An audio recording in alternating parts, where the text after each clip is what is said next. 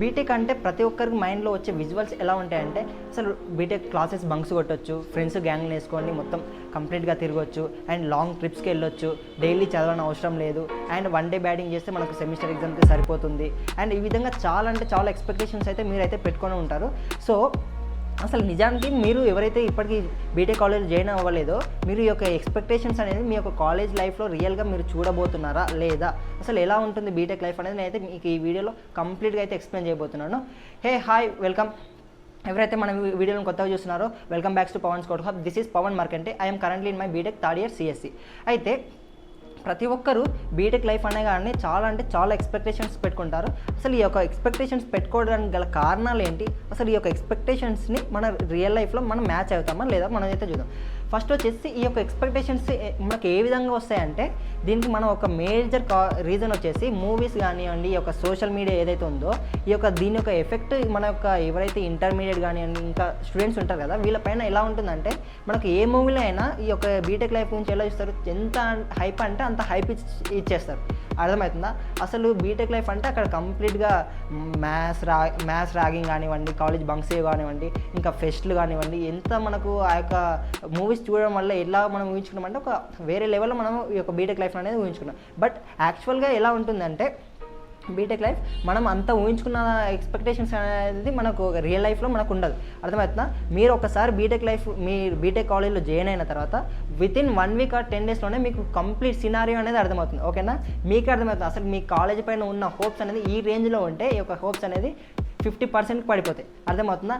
And once మీరు మీ యొక్క seniors తోటి మీట్ అయ్యారనుకోండి, వాళ్ళకి ఫస్ట్ నుంచి వాళ్ళ నుంచి వచ్చే మాట, అరే నీ ర్యాంక్ నీకు ఈ కాలేజీలో ఎందుకు జాయిన్ అయ్యేవరా అంటారు.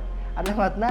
అప్పుడు మీ కాలేజ్ పైన ఉన్న సగం హోప్స్ కూడా మొత్తం కొలాప్స్ అయిపోతాయి. సో ఇవన్నీ మీరు ఏం పట్టించుకోకుండా మీరు యొక్క స్కిల్స్ని పెంచుకోవడానికి మీ యొక్క బీటెక్ లైఫ్ని కంటిన్యూ వచ్చేసి అటెండెన్స్ అండ్ బంక్స్. అసలు బీటెక్ కాలేజ్లో మనకు ఎంత అటెండెన్స్ ఉండాలి, బంక్స్ పైన మనకు ఎంత ఎక్స్పెక్టేషన్స్ అయితే ఉంటాయి కదా. ఎందుకంటే మనం బీటెక్ కాలేజ్ వచ్చాం కదా, ఇక్కడ మనల్ని ఆపేటోళ్ళు అనేది ఎవరు ఉండరు. ఇక్కడ మనకు ఇంటర్లాగా సడన్ రిస్ట్రిక్షన్స్ అనేటివి అంతగానో ఉండవు. కాబట్టి ఈ యొక్క బంక్స్ కొడతాము. బంక్స్ కొట్టినప్పుడు అటెండెన్స్ ఎలా మెయింటైన్ చేయాలి. వన్ థింగ్ మీరు ఏంటంటే బీటెక్ కాలేజ్లో ఎంత క్లెవర్ అయినా ఎంత డీసెంట్ పర్సన్స్ అయినా బంక్స్ అనేటివి కొడతారు, ఖచ్చితంగా కొట్టాల్సి వస్తుంది. ఎందుకంటే కొన్నిసార్లు మనం కొట్టకపోయినా మన ఒక ఫ్రెండ్స్ ఉంటారు కదా, మనల్ని తీసుకొని వెళ్ళిపోతారు. కాబట్టి బంక్స్ అనేది పడతాయి.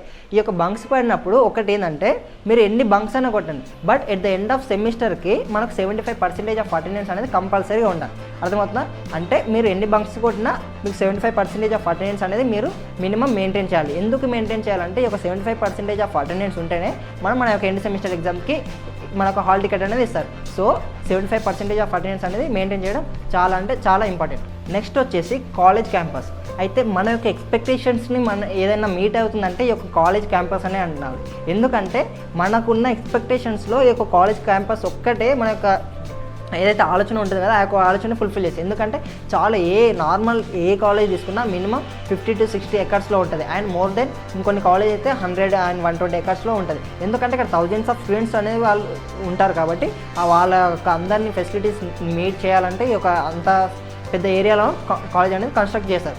కానీ కమ్మింగ్ టు కాలేజ్ అయితే ఓకే, కానీ కమ్మింగ్ టు క్లాస్ రూమ్స్, మన యొక్క క్లాస్ రూమ్స్ ఉంటాయి కదా అవి సేమ్ మళ్ళీ మన ఇంటర్మీడియట్ లాగానే మన యొక్క 10th లాగానే ఉంటాయి. ఎందుకంటే ఇక్కడ కాలేజెస్ అనగానే ఇంజనీరింగ్ కాలేజ్ క్లాస్ రూమ్స్ అనగానే చాలామంది ఎలా ఊహించుకుంటారు, మనకి అదే ఐఐటి ఎన్ఐటీలో ఉన్నట్టు ఊహించుకుంటారు. బట్ మనం ఎంసెట్ ద్వారా ఇంజనీరింగ్ కాలేజ్లో జాయిన్ అయిన వాళ్ళు అంత ఎక్స్పెక్టేషన్స్ అయితే పెట్టుకోవద్దు. ఓకేనా? ఇంకొన్నిసార్లు ఎలా ఉంటుందంటే ఈ యొక్క కాలేజెస్ సరిగ్గా ఇన్ఫ్రాస్ట్రక్చర్ కూడా మన యొక్క బీటెక్ కాలేజ్లో ఉండదు.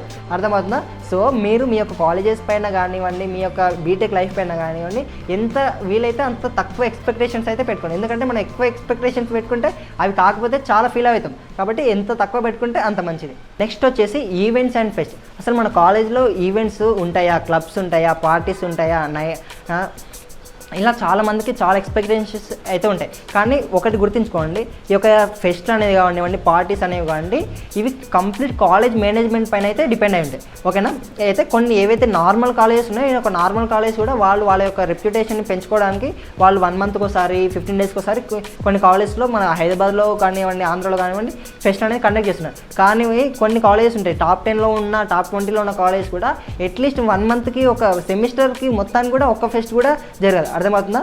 సో ఈ యొక్క ఫెస్ట్లు అనేది మనం ఏ కాలేజీలో చదువుతున్నామో ఆ యొక్క కాలేజ్ మేనేజ్మెంట్ పైన కంప్లీట్గా డిపెండ్ అనేది అయి ఉంటుంది. సో మీరు చదువుతున్న కాలేజ్ మేనేజ్మెంట్ పైన మీ యొక్క ఫెస్ట్ అనేది ఈవెంట్స్ కానివ్వండి డిపెండ్ అయి ఉంటాయి. కానీ మన యొక్క ఇంటర్తో కానీ 10th కానీ కంపేర్ చేస్తే ఇక్కడ కొంచెం బెటర్ అనిపించుకోవాలి. నెక్స్ట్ వచ్చేసి ఎగ్జామ్స్ అండ్ రిటర్న్ వర్క్.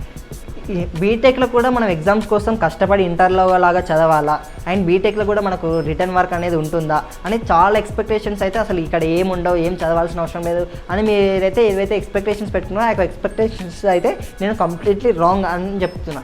ఎందుకంటే బీటెక్లో ఎన్ని ఎగ్జామ్స్ అంటే అన్ని ఎగ్జామ్స్ ఉంటాయి. అర్థమవుతుందా? ఒక సెమిస్టర్ రాయాలంటే మీరు 2 మిడ్ ఎగ్జామ్స్ అనేది రాయాల్సి ఉంటుంది. అండ్ ఈ యొక్క మిడ్ ఎగ్జామ్సే కాకుండా కొన్ని కాలేజెస్లలో యూనిట్ టెస్ట్ కూడా కండక్ట్ చేస్తారు. ఓకేనా? అంటే ఒక్క సెమిస్టర్కి ఒక్క సబ్జెక్ట్కి మీరు 2 మిడ్ ఎగ్జామ్స్ రాయాలి అండ్ 4 యూనిట్ టెస్ట్లు అనేది రాయాలి. అర్థమవుతుందా? అండ్ ఈ యొక్క మిడ్ ఎగ్జామ్స్ సెమిస్టర్స్ యూనిట్ టెస్ట్లే కాకుండా మీకు ల్యాబ్స్ ఉంటాయి. అంటే ల్యాబ్ ఈ యొక్క మనకు ఏవైతే సబ్జెక్ట్స్ ఉన్నాయో మ్యాథ్స్ ఒక సెమిస్టర్కి 5 నుంచి 6 సబ్జెక్ట్స్ ఉంటాయి. ఈ యొక్క 5 నుంచి 6 సబ్జెక్ట్స్ కాక ఇంకా 2 to 3 ల్యాబ్స్ అనేవి ఉంటాయి. ఓకేనా? ఈ యొక్క 2 to 3 ల్యాబ్స్ ఏవైతే ఉన్నాయో ఈ ల్యాబ్స్కి ప్రతి ల్యాబ్కి ఇంటర్నల్ ఉంటుంది, ల్యాబ్ ఇంటర్నల్ ఉంటుంది, మళ్ళీ ల్యాబ్ ఎక్స్టర్నల్ ఉంటుంది. అర్థమవుతుందా? అంటే మీ యొక్క 2 ఎగ్జామ్లు రాయాలి. అంటే ఈ యొక్క ఇంటర్నల్స్, ఎక్స్టర్నల్స్, ల్యాబ్ ఎగ్జామ్స్ ఇలా చాలా ఎగ్జామ్స్ అనేది మనకు ఉంటాయి. అండ్ నెక్స్ట్ వచ్చేసి రిటర్న్ వర్క్. అసలు బీటెక్లో రిటర్న్ వర్క్ ఉంటుందా బ్రో అనేది మెయిన్ టాస్క్. వన్ థింగ్ నేను చెప్పేది అంటే బీటెక్లో మీరు రిటర్న్ వర్క్ తలుచుకుంటేనే మీకు ఏడుపు అనేది వస్తుంది. ఎందుకంటే అంత రిటర్న్ వర్క్ అనేది ఉంటుంది. ఎలా అంటే మీరు అసైన్మెంట్స్ రాయాలి, ప్రతి సబ్జెక్ట్కి 3 to 4 అసైన్మెంట్స్ అనేది రాయాలి ఒక సెమిస్టర్కి. అండ్ నెక్స్ట్ వచ్చేసి రికార్డ్స్ రాయాలి, అబ్జర్వేషన్ రాయాలి, రికార్డ్ రాయాలి. అండ్ ఇంకొన్ని కాలేజెస్లో ఫస్ట్ ఇయర్లో మీరు నోట్స్ కూడా రాయాల్సి ఉంటుంది. అర్థమవుతుందా? అంటే మీరు ఒక్క సెమిస్టర్కి ఒక సబ్జెక్ట్కి 4 నుంచి 5 అసైన్మెంట్లు అనేది రాయాలి. అంటే ఒక 5 సబ్జెక్టులు ఉన్నాయనుకోండి మీకు సెమిస్టర్లో 5 into 5 ఒక 25 అసైన్మెంట్సే మీరు రాయాలి ఒక సెమిస్టర్లో. 25 అసైన్మెంట్స్ కాకుండా మళ్ళీ ల్యాబ్ రికార్డ్ ఉంటుంది, ల్యాబ్ అబ్జర్వేషన్ ఉంటుంది. ఈ యొక్క ల్యాబ్ రికార్డ్, ల్యాబ్ అబ్జర్వేషన్ ఏంటంటే మీరు ల్యాబ్ అబ్జర్వేషన్లో మీరు ఏవైతే ఎక్స్పెరిమెంట్ చేసినా ఆ యొక్క ఎక్స్పెరిమెంట్ అనేది ల్యాబ్ అబ్జర్వేషన్ రాస్తారు. అయితే ఈ యొక్క ల్యాబ్ అబ్జర్వేషన్లో ఏదైతే మీరు కంటెంట్ కానీ ఎక్స్పెరిమెంట్స్ రాశారో అదే సేమ్ కంటెంట్ సేమ్ ఎక్స్పెరిమెంట్ మళ్ళీ కాపీ పేస్ట్ చేసి మీరు రికార్డులో రాయాల్సి ఉంటుంది. అర్థమవుతుందా? ఎలా ఉంటుందంటే అది అసలు ఆ రైటింగ్ మనం రైటింగ్ పార్ట్ ఎందుకు రాసినామో అర్థం కాదు. దానివల్ల నిజంగా చెప్తున్నా 1% కూడా మన యొక్క ఎగ్జామ్లో ఎటువంటి యూజ్ అనేది లేదు. అర్థమవుతుందా? మనం ఒక రికార్డు, ఒక కంప్లీట్ రికార్డు అండ్ ఒక కంప్లీట్ అబ్జర్వేషన్ రాస్తే మనకు వచ్చేది ఇంటర్నల్ మార్క్స్లో 4 to 5 మార్క్స్ హార్డ్లీ. అది కూడా వాళ్ళు వేస్తే. అర్థమవుతుందా? సో అసలు ఎంత అంటే అంత రిటర్న్ వర్క్ ఉంటుంది. మీకు వీలైనంత వరకు ఈ రిటర్న్ వర్క్ కానివ్వండి, ఎగ్జామ్ ప్రిపరేషన్ కానివ్వండి స్టార్టింగ్ నుంచే కంప్లీట్ చేసుకోండి. ఎందుకంటే at the end of semester మనకు దగ్గరికి వచ్చే కొద్దీ ఏమవుతుంది, మరి ఈ యొక్క రిటర్న్ వర్క్ అనేది సబ్మిషన్ డేట్ వస్తుంది, డెడ్ లైన్ అనేది వస్తుంది. అట్ ద సేమ్ టైం ఏమొస్తుంది, ఎగ్జామ్ టైం టేబుల్ దగ్గరికి వచ్చే వరకు మనం ఇది 2 బ్యాలెన్స్ అనేది చేయలేము. సో మీరు స్టార్టింగ్ నుంచే ఈ యొక్క రికార్డ్స్, అబ్జర్వేషన్ ఇవన్నీ కంప్లీట్ చేసుకుంటూ ఉండండి. నెక్స్ట్ వచ్చేసి మెయిన్ మన అందరికి కావాల్సింది ప్లేస్మెంట్. ఈ యొక్క ప్లేస్మెంట్స్ ఎలా ఉంటాయి, ప్లేస్మెంట్స్ పైన కూడా మన యొక్క ఎక్స్పెక్టేషన్స్ ఎలా ఉంటాయంటే ఈ రేంజ్లో ఉంటాయి. అర్థమవుతుందా? ఎందుకు ఆ రేంజ్లో ఉండడానికి కారణం ఏంటంటే మనం ఎప్పుడైనా మన యొక్క కాలేజ్ అఫీషియల్ వెబ్సైట్ ఓపెన్ చేసి చూస్తే అక్కడ 20 LPA, 24 LPA, 30 LPA, 40 LPA అని ఇలా చాలా హై ప్యాకేజెస్ అయితే ఉంటాయి. అసలు మనకైనా నమ్ముతుంది, అరే మనం చదువుతున్న కాలేజీలో ఇంత హై ప్యాకేజెస్ వచ్చాయా మన సీనియర్స్కి అని మనకే అర్థం కాదు. అయితే మీరు అందరు గుర్తుంచుకోవాల్సింది ఏంటంటే వీళ్ళకి ఎవరికైతే ఈ యొక్క 3 to 4 మెంబర్స్కి హై ప్యాకేజ్ వస్తుంది కదా వీళ్ళు కంప్లీట్గా కాలేజ్ పైన అయితే డిపెండ్ కాలేదు. ఓకేనా? ఎందుకు నేను ఇంత డెఫినెట్గా చెప్తున్నా అంటే వన్ థింగ్ మీరు గుర్తుంచుకోవాల్సింది ఏంటంటే ఒక బ్రాంచ్లో 150 స్టూడెంట్స్ ఉంటారు మ్యాథ్స్ అనుకోండి మినిమం. అయితే ఈ యొక్క 150 స్టూడెంట్స్ ఎన్ని బ్రాంచెస్ ఉంటాయి, ఒక 5 to 6 బ్రాంచెస్ ఉంటాయి మన కాలేజ్లో. ఈ యొక్క 5 to 6 బ్రాంచెస్ ఓవరాల్ వేసుకుంటే ఒక 1000 స్టూడెంట్స్ అనుకోండి ప్లేస్మెంట్లో పార్టిసిపేట్ చేసి.